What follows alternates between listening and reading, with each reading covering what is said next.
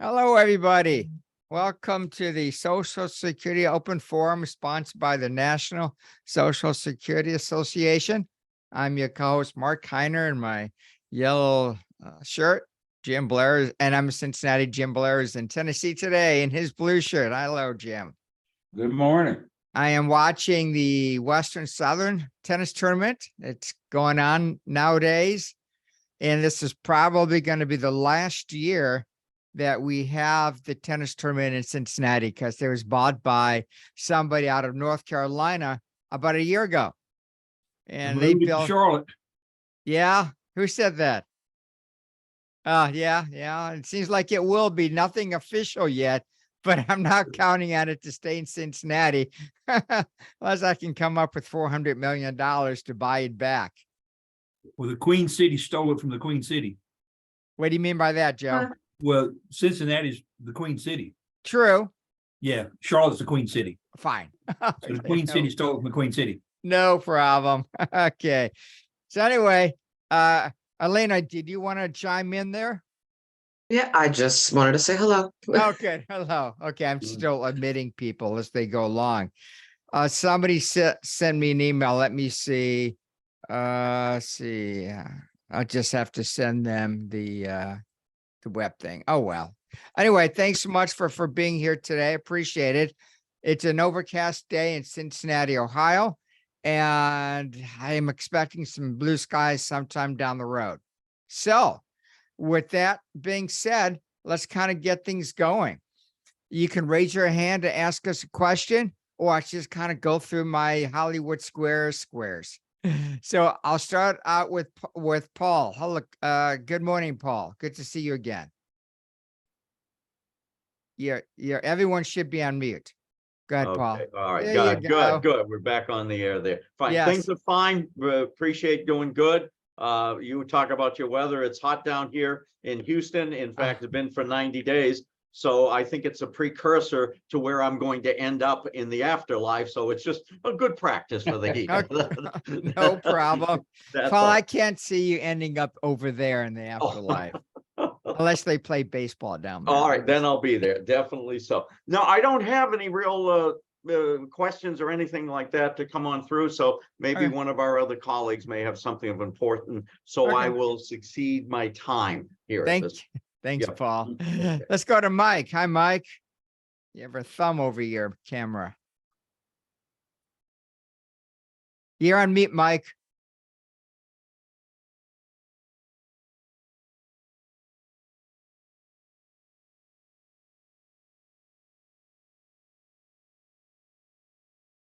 Hey, Mike, I'll come back to you because you're on mute. So Mike, I can't hear you. We'll go to Bob. Hello, Bob. Good morning. I Good. have no questions today. Okay, this is going to be an easy day. Hey, let's go to Kelly. Kelly, raise your hand. If you raise your hand, you get first dibs on us. Hi, Kelly. Good morning, everyone. Morning, Mark. I actually have a question today that came up and I wasn't able to get really good information on it. When it comes to Social Security and deferred comp, is Social Security withheld in the year that it's earned and not when it's distributed a year or two later, whenever that happens? How is Social Security taxes and deferred comp handled? Jim? Well, I have a tax question. I thought you'd answer it, but my understanding is everything is when you receive it. So if you defer the comp, you'll pay the tax on it when it's received. For the earnings test, it will apply as long as your employment relationship had ended. For the earnings test, it'll apply when it was earned, but everything else gets posted in the year that you actually receive it. Okay. Yeah, Thanks. And in this case, this person's over full retirement age. So if your question is more Oh. about the earnings test, yeah, and if they're over full retirement age, no problem at all anyway. Actually, it was more about when the Social Security taxes were going to be withheld. Okay. And so, when they recompute the benefit, they'll look at what was posted in the year that he received it. And if that replaces a low year, then he might see an increase. If it doesn't, then it'll stay the same. All right, thanks. Thank you. We're not officially able to officially answer tax questions, but Okay, just so you know. Okay. I wanted to let people know that yesterday, this day what got by me, August 14th is Social Security's birthday. It just got by me. So Social Security, I think, is 88 years old now. Congratulations to the system for aging so well. Krista, your hand is raised. So I'll go to you next. Great, thank you so much. I received a question last night, which was interesting. So the client is a US citizen and is working towards Medicare and Social Security, doesn't yet have enough credits, but is expecting to have enough credits coming up. And husband is a US resident, but not a citizen. So I'm assuming if he is a valid US resident, he would be eligible for Social Security spousal benefits once she's eligible. Is that correct? Yeah, if he's legally admitted and they're married and they've resided in the US for 5 years, he'll draw a spousal benefit. So he does need to be here for 5 years to qualify. That's my Okay. understanding, yeah. There might be an exception. If there is, I don't know about it, but that's Because what I've always seen. I did read about the 5 years. I just wasn't sure if that would apply for the marriage situation. So thank you. And then their second part of the question is, so once she receives Medicare Part A, because that will be coming up in a few years for her, then as her spouse, as a US resident, would he still be eligible for Medicare? Yeah, he'll be eligible. Okay. And as long as they're living in the US, then he would have Medicare as well. Okay, great. Thank you so much. Sure. Thank you, Krista. We were at Alana. Hi, Alana. Anything on your mind today? Unless I've already asked you. You didn't ask me that I Oh. heard, but I was playing with my speakers. So Okay. trying to get them onto my AirPods, but they're not working for some reason. Fun. Nope, I'm just observing. I may chime in with a Okay. question here or there, but that's about it. Thank you. Okay, Alana. Joe, we'll go back to you, Joe. So I've got an IRMA question. So I've got a client, the combined income from annuities, Social Security is about 85,000 a year. And they have a property that, a building, and they're gonna realize probably about 1.5 million in capital gains. And so my question is, and I'm pretty sure I know the right answer, but is that gonna trigger IRMA in a year or two? Yeah, that 2 years from when they realize that capital gains, that will trigger IRMA. So unless they have a life-changing event, now is that income producing property that they're selling or? Yeah, but it's the income that's been coming from it. They only had like one tenant in the building. And so it's not really changing their income. So is there this follow-up question that would be, so is that a situation where they could file an appeal and potentially get that IRMA taken away since it was a one-time event? Well, one-time event is not a life-changing event, so that doesn't count. They can always file the appeal. At worst case scenarios, they'll say no, and they pay the Medicare for a year anyway. But yeah, I would file it anyway. Never, I always tell people never assume that Social Security is going to say no. Just make them say no, because they might say yes. You never know. All right, thanks. Okay, go to Aaliyah. Hi, Aaliyah. Hello, Hi. just listening today. Thank Okay, you. thank you. Hi, Richard. Good morning, Richard. Can you hear me now, Mike? Mark? Yeah, we can hear you. Yes. So I got a tax client. What we want to be able to do is we want to do some Roth conversions. And for the next 3 years, he's 67 now. In my understanding, he can stop his Social Security. He could stop his Social Security now for 3 years, turn it back on in 70, and what I'm thinking, and so what I'm trying to do in the meantime, instead of taking the Social Security, is to make 3 years worth of route contributions or conversions. But my question is, my understanding is, once you're full retirement age, you can stop your benefits without repaying them. Is that correct? Yeah, that's correct. That's called a voluntary suspension. Yes, and Right. he'll earn DRCs up until age 70. All right, thank you. All right, thanks, Richard. Okay, Scott said he's just on here to listen. That's fine. Hi, Doug.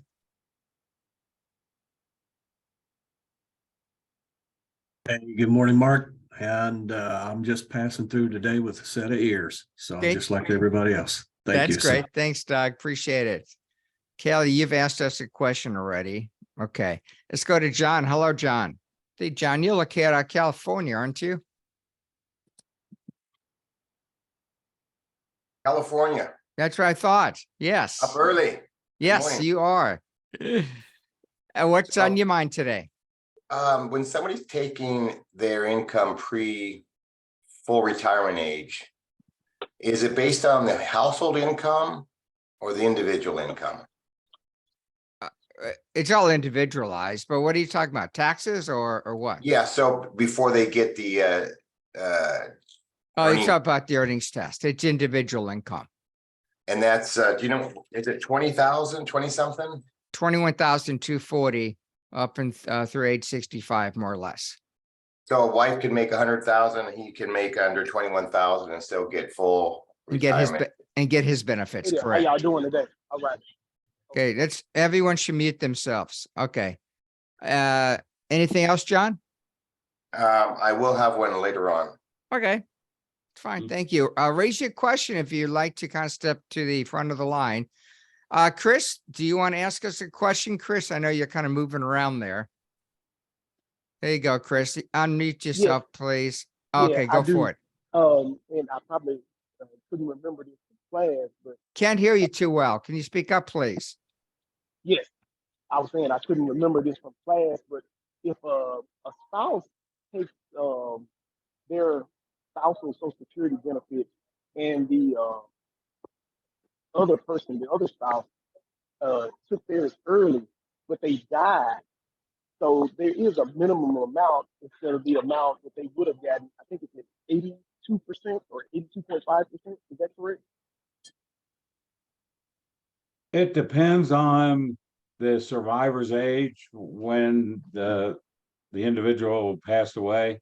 So, right, if you take your benefit before full retirement age, that affects the survivor benefit. Correct. If the survivor is full retirement age, they will receive either what the person was receiving or 82.5% of the PIA, whichever is higher. I think it's the only time the government ever says whichever is higher. Right. It's the higher of the two. So at a minimum, it's 82.5% of the PIA. But if that person was, say, close to full retirement age when they took their reduced benefit, it may be higher. So that's what they would receive. Now, if the surviving spouse, when they become a widow or widower, is also under full retirement age, gets a little more complicated. They look at what the person was receiving, what they would get based off of the reduction factor, or 82.5% of the PIA.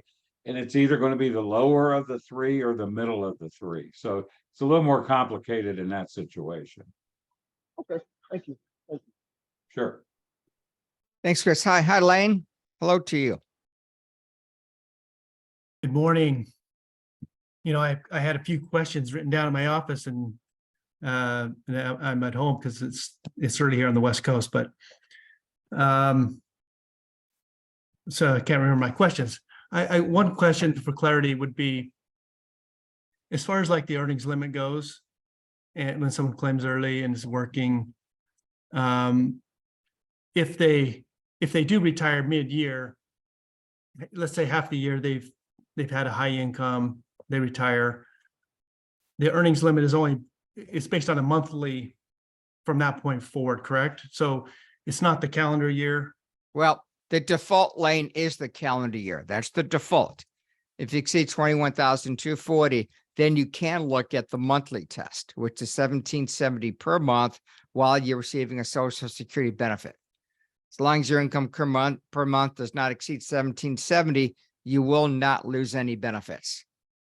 That's what we call the monthly test. Okay. And I think I knew that, but I needed to refresher on that. So thank you. Okay, Lane, thank you. Let's go to Mike. Hello, Mike. I'll get to I'm you, all- John, in a few minutes. I'm all Okay. set. Okay, fine. Okay, Mike. Okay, John had his hand raised, but he took it off. Well, you said you were gonna get to me in a few minutes, so I. Okay, I'm with you now. Okay, no problem. He brought up a point, Lane brought up a point. And that made me think about. If you take it, your income early.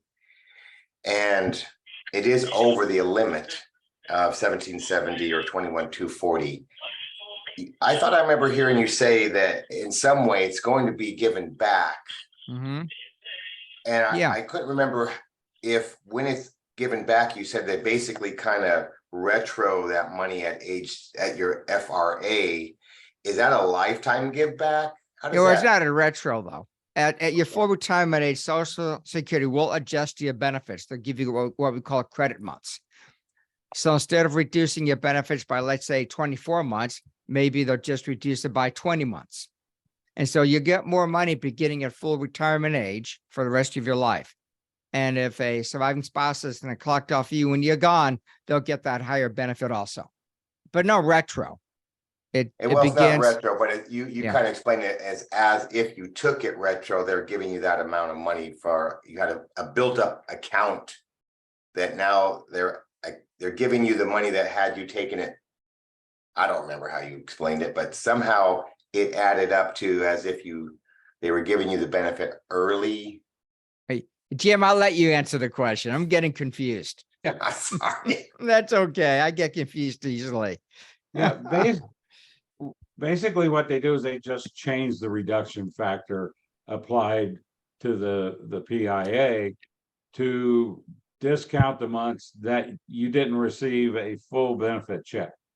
So any month that they withhold all of your benefits or even a partial amount, once you reach full retirement age, that doesn't count as a reduction factor month. So they just recalculate your benefit with the new number of months for the reduction factor. So you took your benefit at 62, you had a 30% reduction because you took benefits 60 months early, but you only got half of your checks because of your earnings.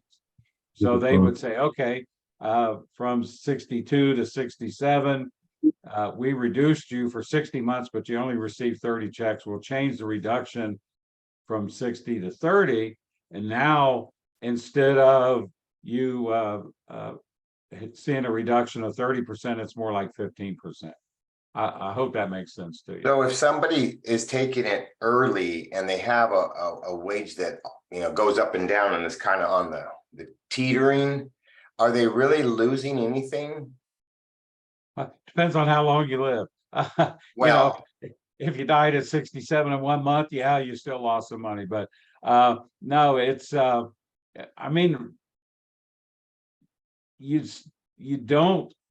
I guess you get that money back in the sense that they raise your benefit because they changed the reduction factor. So over time, with that additional higher monthly benefit amount, you do get the money back they withheld.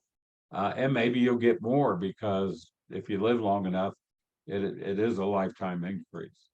So if I decided I didn't know what I was doing and I took my money at 62 and I made a lot of money and really got everything erased that I was supposed to get from 62 to my full retirement age at 67, will all that money come back to me if I were to calculate starting 67 and starting 62 making enough money to erase my benefit?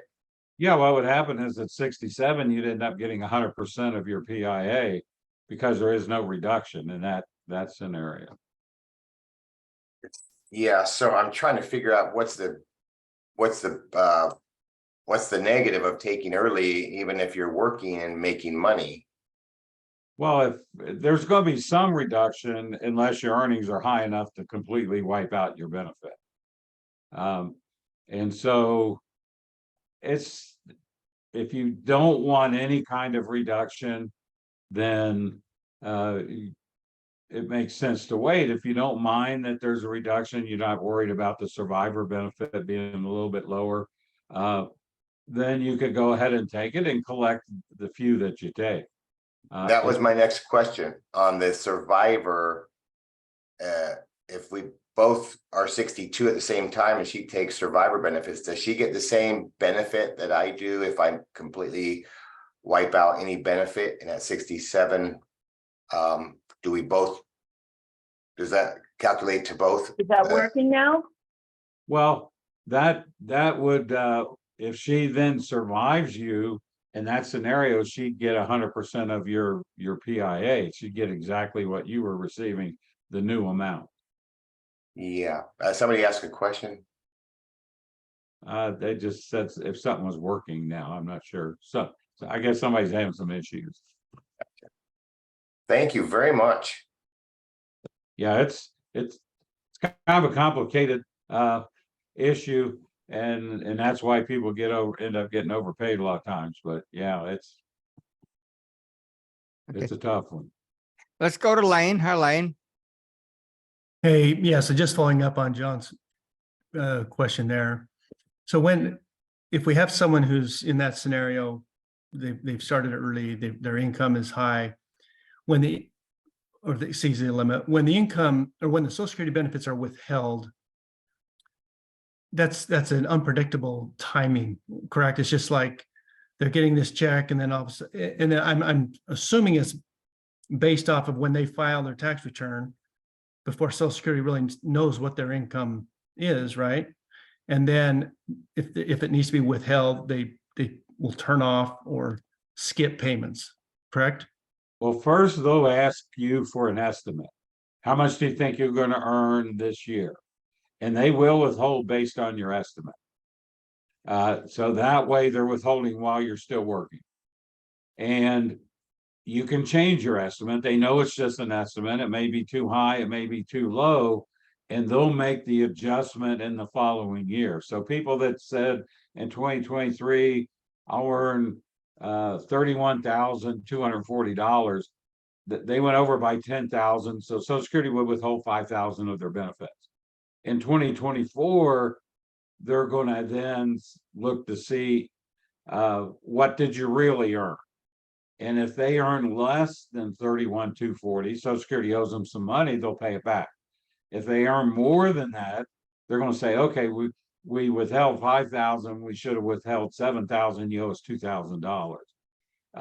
If you say I'm not going to earn anything, and you do, then right, when it gets posted to your record, they'll find it, and then they'll send you an overpayment notice, and they either want you to pay it back in a lump sum.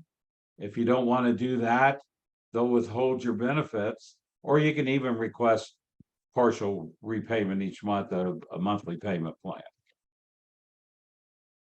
Okay, so you say they ask, so what's the method of asking? Is Social Security sending them a letter saying, hey, if you're going to be earning above the earnings limit? Yeah, first they'll ask in the application when you initially file, and then if you went over this year, next year, they'll send you a letter and ask for you to report how much you're going to earn in that year. And it's better to do it while you're working, because a lot of times what would happen with folks is they wouldn't report it. Now they're no longer working, and now Social Security wants them to pay back some money, and they're threatening to stop their Social Security check. So they don't have their work income. Now they're not going to have their Social Security benefit. So you're better off having it withheld in the year while you're working if you can. When they do those withholdings, is it typically 100% of withholdings? They'll do 100% unless you request otherwise. Okay. Okay. Yeah. Great. Thank you. Sure. I think Joe had, Joe, yeah, Joe, you wanted to ask us a question. Go ahead, Joe. Yeah, so just to follow up to Lane, and hey, Lane, I hadn't seen you in a while. Good to see you again. So what you're telling me in this, and I did not realize this, was so you have a choice of when they're going to stop sending you the check. And you also have the ability to maybe have them maybe withhold only half of what you owe them. So you would still be getting a check, but you'd be getting a lower check. Is that, am I hearing that right? Or Right, you can tell them whatever you think you're gonna earn and they'll withhold based on that. If you become overpaid and they send you a letter that says, pay us within 30 days or starting, and they give you time, it's usually 4 months in advance, so you can appeal. But they'll say, well, we'll start withholding your checks. Well, if you go to Social Security and say, look, I want to do monthly payments, and if you request an amount that will repay the overpayment within 36 months, they accept that, no questions asked. So you're right, you get a lower check because then instead of taking your whole check, they take $100 out or something. And there's no interest, there's no penalty on this either. The only problem you might run into is if you're continuing to work, you might be creating a new overpayment this year, and then when are you going to pay that one back? So, but any overpayment, whether it's because of the earnings test or for whatever reason, you always have the option to request monthly payments. okay, and that is new information to me because I thought that the following year they just automatically took the entire check and basically said that's the way the rules are. So thank you for the clarification. Sure. Richard, you Mark? wanted to ask something? Yeah, I apologize. I didn't see where you could raise your hand, so I interrupted.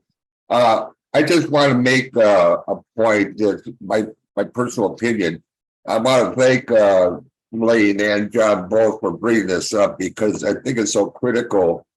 And my point being is that as advisors, I think we need to really stress the importance of this issue to our clients because I brought this up in a previous webinar. If the government in their when they make the decision to how to save Social Security, if they increase that full retirement age to age 70, the unknown question is, does that mean that you're going to have a possibility of overpayment from 67 to 70? We don't know. I don't trust the government to say, oh, we don't worry about it, we're going to eliminate that, because that would be an income generation for them. So it's best just to try to avoid this as much as possible and really stress to your client the importance of if you're going to be working and you're going to run into an overpayment, to make sure that you report it to the Social Security Administration.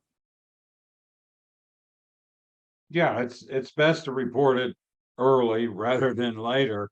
Although, people that are receiving benefits now, even those that are 62 now, if they move the full retirement age to 70, it's not likely that they'll be affected. It's probably going to be people under 55 that will start to see an increase in the full retirement age. But you're right. I mean, unless they change the law on the earnings test, it says it goes away at full retirement age. So if they raise full retirement age to 70 and do nothing about that law, that means people will be subject to the earnings test until age 70.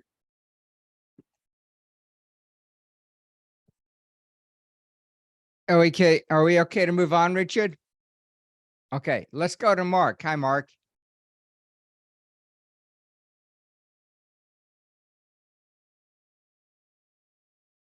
Sorry about that. I'm here for the ride, so I appreciate all that I'm learning. Thank you. Okay, thanks, Mark. See, went to Lee already. Kevin, you're next, Kevin. All right, thank you. Yeah, just had a question, a couple actually short questions here. On the there's a question asked earlier regarding Roth conversions and suspending benefits. What's the impact of suspending the benefit when you do that? And Jim? And how long can you suspend for? Is it a period of time? You kind of froze up a little bit. Are you talking about suspending the voluntary suspension once you reach full retirement age, you will earn delayed retirement credits. So you'll earn that 8% a year or 2/3 of 1% for each month that you delay. And so you don't get a check, but you get the increase. It's if you took benefits at 62, instead of applying the increase, that percentage, taking it against your PIA, it's against your monthly benefit amount. But you can increase your benefit by doing that. If someone voluntarily suspends at age 70, you don't have to do anything. It's automatically your benefits start back up again because you got an application sitting there and you don't earn anything after age 70. It's just if you want them to start earlier, then you call Social Security and request it. Okay. And just a quick point of clarification on provisional income. Let's say that somebody's, over 44,000 married. Are they taxing the amount between 32 and 44 at 50% and the amount over 44 at 85? Or is it all of it, tax 85%, whatever the benefit is? I'm not able to answer that question 50% completely, benefit. Kevin. However, I would think it's, some will be taxed at the 50% range and some up to 85%. But we're not tax people, so I can't really answer that completely. Gotcha. That's Okay. my disclaimer, and I'm sticking to it. All right. Okay. Thank you very much. Appreciate it. Okay. Carlos, you're up. Good morning, everyone. My question revolves around someone on disability, Social Security disability. When or how does Social Security decide if they're going to have to recertify? Well, it depends on their condition. Because to be able to get Social Security disability, you have to be unable to work and perform the substantial gainful activity for 12 months or more. So when they make the initial decision, they feel that, yeah, it looks like this person will be disabled for 18 months. We'll go ahead and start paying them. After 18 months, they would review it. If it's not that particular way, normally they'll review it every 3 years. If it's a condition, though, that you could recover from, but it's not very likely, that could be every 7 years. And then if it's a condition they know you would never recover from, they wouldn't review that unless, and in any of these situations, if work shows up on your earnings record, that's going to trigger a review as well. The other part of that is when money gets tight, that's one of the first things they stop doing is continuing disability reviews. So it may not happen for a long time, depending on the budget that Social Security has. So go ahead. If someone on disability goes back to work but earns less than what is the program limit, like $900 or something, would that trigger a review? They would look at it. I think the trial work period amount is up to $1,050 or something like that. But yeah, it's even if you're under that, they'll look at it. They may or may not review it. They would only review it if they thought, well, they're earning under the SGA level, but we think they've recovered. If you work and you're under that, it's not as big a trigger as if you're over the SGA level. But because there's a lot of folks that are disabled that work in, say, a shelter workshop, and they have earnings posted to their record. Social Security isn't necessarily going to review that because they have $500-600 a month in income, particularly if it's from a shelter workshop or something like that.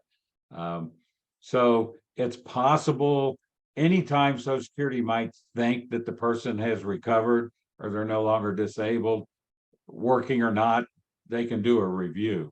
But if earnings show up on your record, they'll look at it.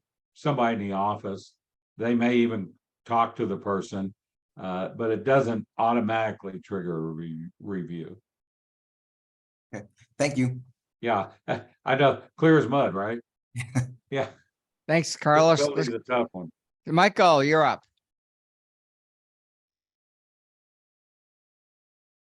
Okay.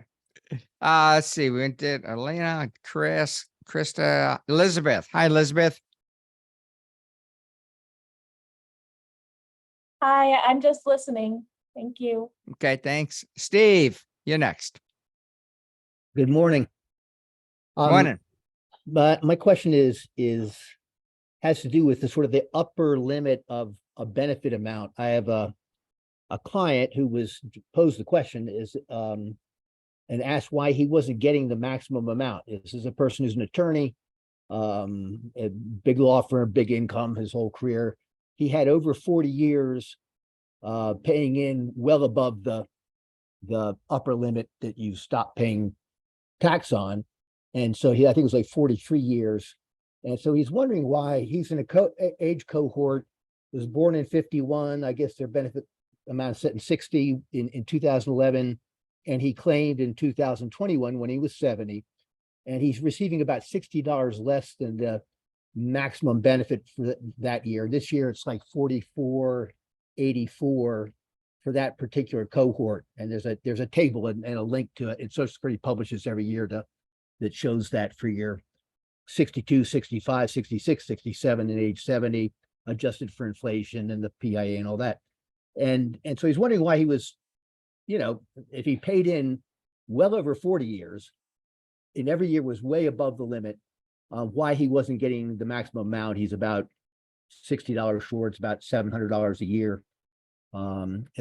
Is it like, no, if you were at that limit and you're over 35 years, you should be definitely at the maximum. There's something wrong in the calculation, or is it like, nah, it depends on this, that, or the other thing? I was wondering if you could clarify that so I could explain it to him. Well, the issue is he's probably receiving the maximum for somebody born in 1951. It's all a factor of it's based on the indexing factors and the BIM points. So from one year to the next, depending on the indexing factors that are used, the maximum's a little bit different. So when Social Security says, this is the maximum amount, that's based on current information.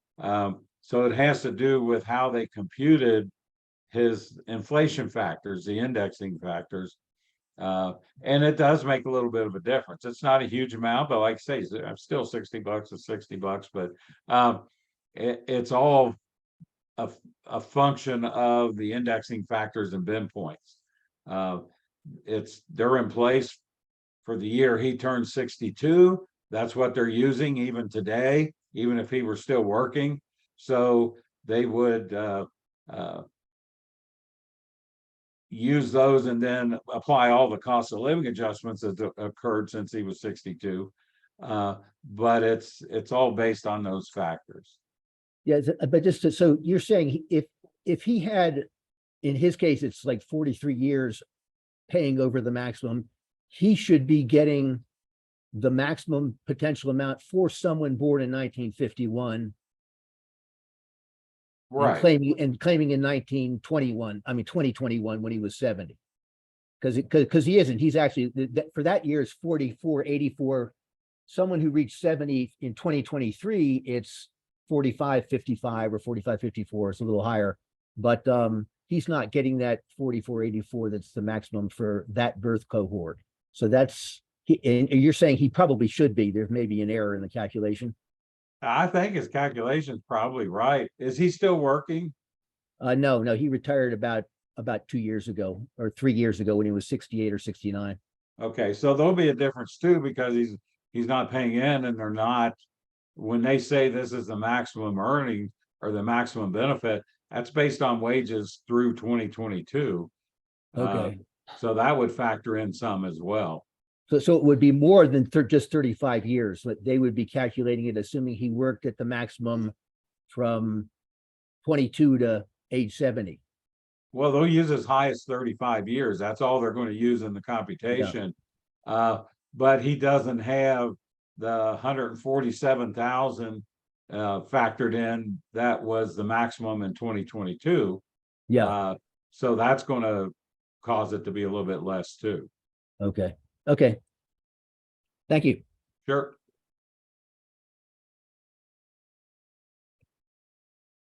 Lane, do you have another question?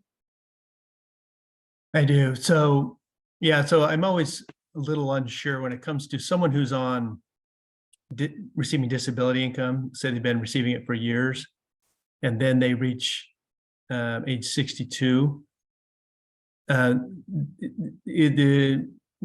That transition, it becomes retirement benefits at that point, right? No, full retirement age. Not okay, full retirement age. And what is that transition like as far as, does the dollar amount change? Is the calculation different as far as what their benefit will be? No, his benefit will be exactly the same. It just comes out of the retirement trust fund instead of the disability trust fund. Really doesn't mean anything to that individual other than he doesn't have to worry about Social Security doing a continuing disability review. And if he did do some work and earnings show up, no big deal.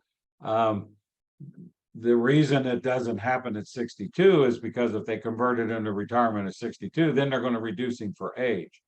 Disability is based on the fact that they assume the year he became disabled is now his new full retirement age. And so the benefit he receives, it isn't reduced for age or anything like that. And it's based on earnings up to that point.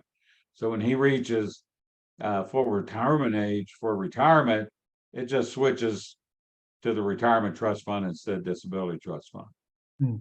Okay, thank you. More of a paperwork thing for the government than for him. Okay. Yeah. Okay, let's go to Alicia. Hello, Alicia. Hi. So I had two questions. The first one, I was working with a client who it was a possibility that they had benefits from an ex-spouse, and I knew that they needed to contact the Social Security office, but they kind of had some questions beforehand. They ended up figuring it out on their own, but just for future, I kind of wanted to know what the process was when clients call in to find out about benefits from either an ex-spouse or a deceased spouse, what kind of information they need to have when they call in, how that process goes. Go for it, Jim. Okay, it's a little tougher for an ex-spouse because you have to prove to Social Security you're eligible for those benefits. And you do that by providing a divorce decree.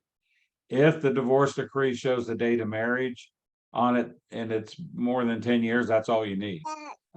If the divorce decree does not show the date of marriage, then they would also have to provide their marriage certificate. So what they're doing is proving that 10-year period. Then Social Security will give them what they're eligible for as an ex-spouse. So that's hard to do over the phone. The other would be if in a survivor case, if they ever drew any benefits, the lump sum, or if they had any children and the children drew and they drew as a young mother, young father, then they can get the information over the phone. Otherwise, again, they'll have to contact their local office and show the death certificate and show they were listed on there as a surviving spouse, or if it's an ex-spouse, again, the divorce decree and the marriage certificate. And then Social Security will give them the information. So probably most of the time you end up going into the office. Okay, and then my second one, we've been having issues with our software that we've been using to calculate the Social Security benefits. And so I was wondering if you had any recommendations for some other softwares to look into. What software are you currently using? Maximize My Social Security. Oh, Larry Kotlikoff. Good. I'm glad you're having problems with that software because he supports another educational program. So nobody should ever use Maximize My Social Security. That's right. We've got a personal reason for that one. Yeah, definitely. Do you notice? Anyway, we don't recommend any. We are very objective relating to software, but there are several that advisors do tend to use. Social Security Timing, Social Security Pro, and Social Security Analyzer. Social Security Analyzer is probably the better of all those that I mentioned, even though Jim and I were not able to say really what's better, what's not, because they all go through their calculations differently and they have all different types of customized reports. It's a little more on the expensive side. So Social Security Analyzer, the company located out in Overland Park, Kansas, which is a suburb of Kansas City. But it's probably one of the better ones out there. If we were to recommend a package, that means we're getting paid to do so. We don't want to be paid behind the scenes. Yeah, So makes yeah, sense. yeah. We've always been objective ever since we got together to do this back in January 2013. Joe said he's been using timing for 15 years and it's done a good job for him. So Yeah, all of these that I mentioned would do a good job for you. Timing is located in Omaha, Nebraska. They go by Covisum nowadays. Social Security Pro is located in Charlotte, North Carolina. Okay. Thank you. Okay, Alicia, thank you. Let me see. I'm looking here. Tori, you're up next. Okay, Tori, I'm going to move on. But if you want to say something, just let me know. Ron, hello, Ron. Hey, Mark, how are you? We're good. How are you doing? I'm doing well. I have no questions for you, just listening. Okay, thank you. As you can tell, I'm just listening too. I see. Thank goodness Jim's on this Zoom with us. Jim, hi, not the other Jim. Hi, Jim. Jim Flincham. Can't hear you, buddy. Okay, we'll move on. Okay, fair enough. Okay. I'm Mary. Hi, Mary. Hi, Mark. No questions. Thanks. Okay, I'm glad you were able to get on the Zoom today. Appreciate it, because I really didn't know the phone numbers when you asked me. Oh, Okay. I was stuck in traffic. Okay. Hi, Roland. Good morning. No questions for me, just being a fun. Okay. Michael, you're the last one on this list. Go for it, guy. I'm all set. I'm good. I didn't have any questions. Oh, so I'm no, listening. you're not the right Michael. Michael Tove, are you still there? Okay. Okay, that's fine. So, oh yeah, you are there. Anything on your mind, Michael?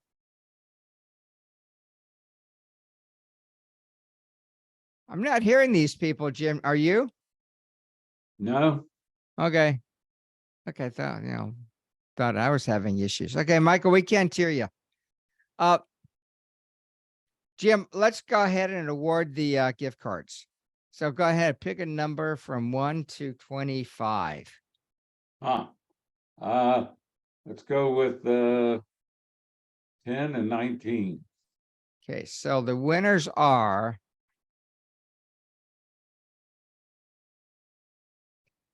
10, Carlos Martinez. You are a winner of a $50 gift card. That's 10. Awesome. Thanks. Thank you, Jim. Sure. Just wait till Jim gets his cut. Elizabeth, you also win a gift card. Thank you. You're welcome. Do me a favor, though. Send me an email just as a reminder. Okay. My memory's not as strong as Jim's. So send me an email. Just remind me to send you the gift card and we'll get it to you. mkiner@mypremierplan.com. Now, there was a question in the chat from John. Does your Social Security income add to your AGI or Maggie? Well, Social Security income can factor into, well, it doesn't factor into Maggie because Maggie is computed by taking, for provisional income purposes, your AGI before benefits plus some fun stuff like municipal bond interest income. And that gives you your Maggie. To that, you add 1/2 of your Social Security benefits to come up with your provisional income. So Social Security income does count. Half of it will count when you compute your provisional income. And from that point on, your computer software will determine how much of benefits are subject to income tax. Okay, and Joe said he's been using timing. Okay, or Jim, let's talk about that restricted application. When was the last time you did a restricted app? Not did one, but met with a married couple where one spouse still had the opportunity to file that restricted application? I don't even recall, so it's been many, many months. I'm not even sure it was in this year. I mean, I'll- it's been a long time. I'll be darned. So it's definitely coming to an end. By the end of 2023, nobody will be able to file a restricted app. But, you know, if you're meeting with somebody or talking to somebody on the phone and you find out that they were born by that magic birthday of 1/1/54, they give the restricted application some thought. But sometimes I'll get a phone call from a husband. We start talking. I find out he was born by that magic birthday. The wife is not collecting any of her benefits yet. So, and let's say she's 68. One common strategy that Jim will talk to them about would be for the wife to file for her benefits effective 6 months ago. She'll get a nice lump sum check. And then the husband will file the restricted application, also effective 6 months ago. He'll get a nice lump sum check. Then when he turns 70, in a month, 2, 3, or 4, he'll turn his benefits on. He'll get his DRCs. Now, that strategy also applies if you're meeting with somebody who's turning 70 this month. They can still go back 6 months and do the restricted app, and then they file for their own benefits to be effective in this month, which is August of 2023. So the planning opportunities are limited, but still, if you meet with somebody born by that magic birthday, go for it. Jim, you replied to one of our advisor questions today, which confused me. It was for an advisor named is Vanessa. And Vanessa is telling you that she has a client that's subject to civil service, CRSC or something like that. Am I close? CSRS. CSRS, you got it. So anyway, and she says she has a client that's receiving a government pension of about $7,000. And would that person also be eligible for spousal benefit? So you replied, but I replied afterwards because I didn't know you replied. I said, yes, that client will be subject to GPO, reduce what they can get in or might have even been a surviving spouse benefit. It could have been one of the two. Surviving spouse. Determine what you can get as a surviving spouse, reduce by 2/3 of your state pension. And if there's anything left over, you get it. Probably not, but you never know. Your reply was a little different. Your reply indicated that there were a few exemptions to the GPO rules. And you sent them a copy, not a copy, but a link to the GPO, I guess. Oh, no, it's Social Security website. So, Jim, why did you take that track? So let's talk about what those exemptions are. There are two. FICA tax is not withheld on the government. No, the government pension is not based on your earnings. That was one exemption to that. But the other one was there were. I need to pull this one up, Jim. But go talk about what your thinking was there, okay, guy? Well, first of all, it wasn't CSRS, it was CSRS offset. They're different. Okay, thank you. Go for it then, Jim. Maybe I'm confused. Yeah, Okay. CSRS Civil Service Retirement System is subject to government pension offset. The offset, that's it's a real complicated program. Nobody even in the government understands it. But basically it's someone who was under the old civil service program, but also maybe they left the government and came back later, and now they're under the new program.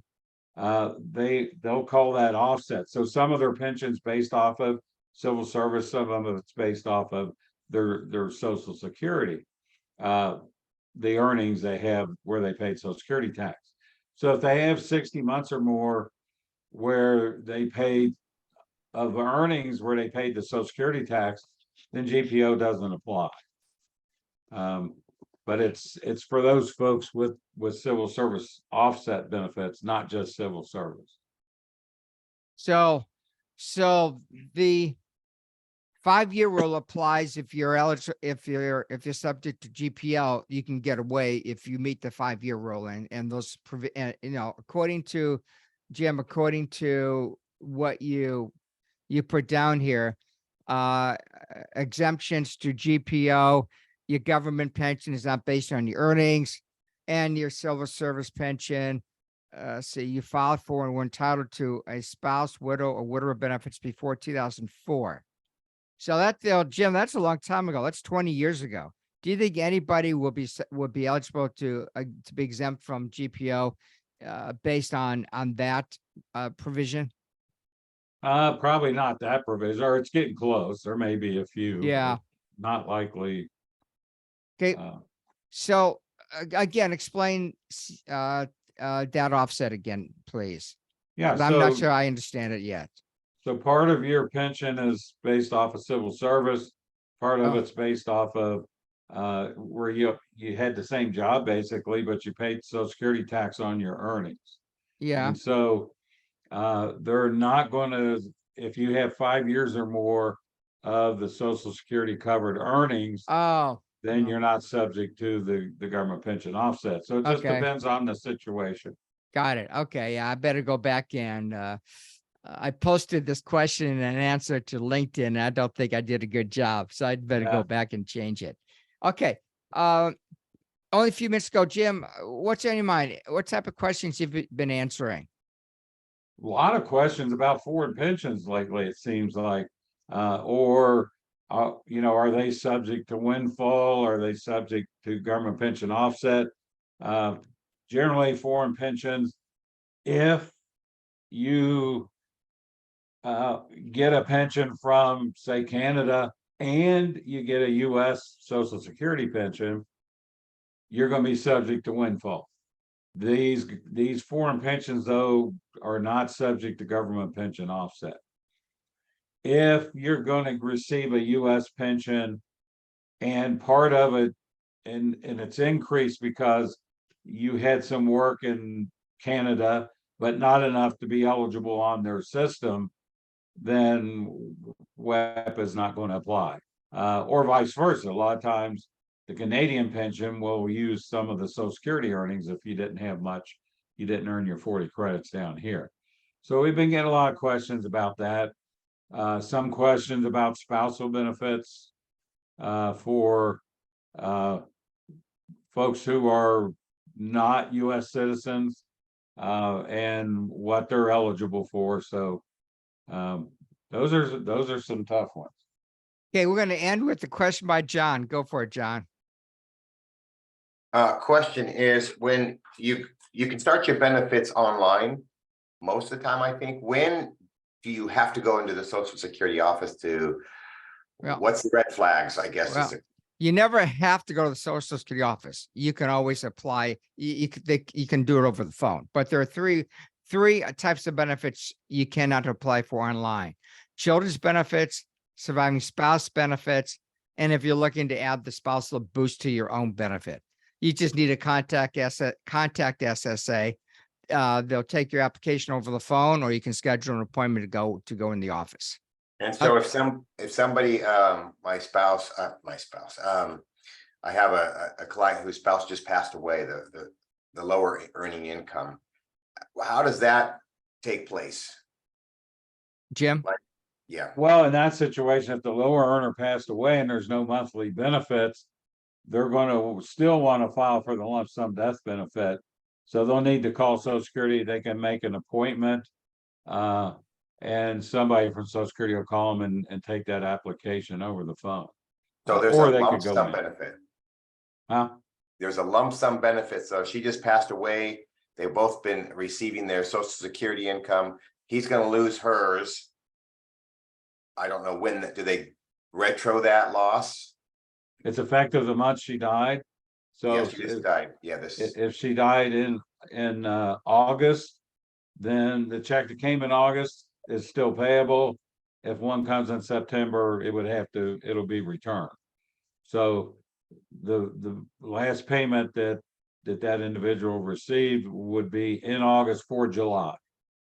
And then they'll still get a lump sum? He'll file, it's the $255 lump sum death benefit that he can apply for. And really, then that's all that he would be eligible for. It's over. Okay. Thank you. Sure. All right, folks, this now ends this open forum, and in one of my recent constant contact newsletters, I did indicate the remaining open forums, I think through the end of this year. So we hope to see you, I think, probably 2 weeks from yesterday. Bye, everybody. Thank you, Jim. See ya. Bye. Bye.